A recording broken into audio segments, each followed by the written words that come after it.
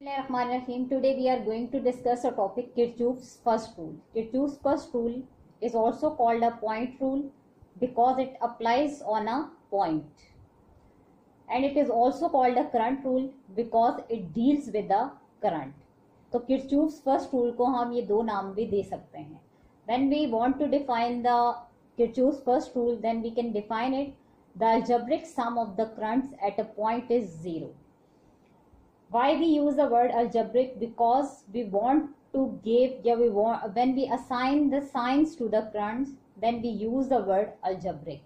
यहाँ algebraic का मतलब है sum of all the currents is equal to zero, कि जितने currents होंगे उनका sum हम क्या लेते हैं, equal लेते हैं zero के. अब हम बेसिकली जब हम ये डिस्कस करते हैं कि फॉर एग्जांपल यहाँ पे हमने एक पॉइंट कंसिडर किया है और इस सिचुएशन में हम कहते हैं कि वी हैव अ 4 वायर्स, यानी 4 करंट्स जो है they are meeting at this point. We are taking current I1, I2, I3 and I4. The currents flowing into the point, यहाँ पे I1 and I2 these are the current flowing towards the point, और I3 and I4 जो है these are the currents flowing away from the point. ये arrows show कर रहे हैं. अब हमने जब अलजेब्रिक की बात की है तो कन्वेंशनल जो हमारे पास जो कन्वेंशन है वो हम ये लेते हैं कि when we talk about any current that is flowing towards a point. Flowing towards, देखें ये एरोज I1 और I2 क्या है, पॉइंट की तरफ, इस पॉइंट की तरफ जाते हुए, यानी फ्लोइंग टूवर्ड्स हैं.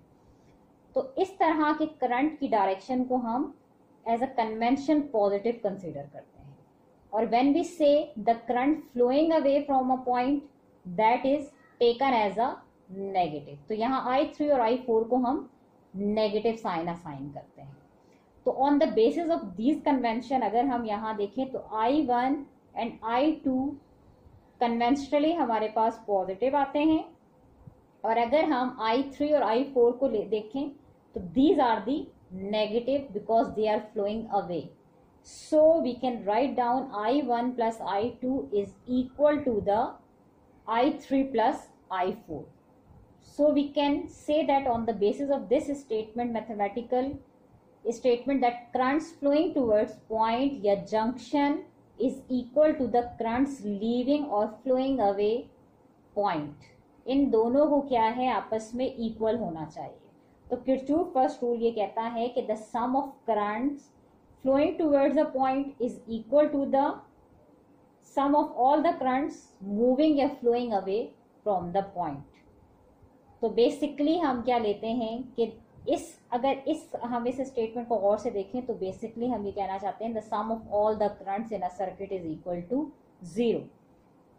अब हम यहाँ से ये चीज ले सकते हैं, अगर हम इसका कॉन्सिक्वेंस निकालें कि if there is no sink और source of the charge at the point, तो जितना टोटल करंट हमारे पास किसी भी पॉइंट पर आता है उसको इक्वल होना चाहिए टोटल करंट जो कि फ्लो करता है अवे फ्रॉम द पॉइंट.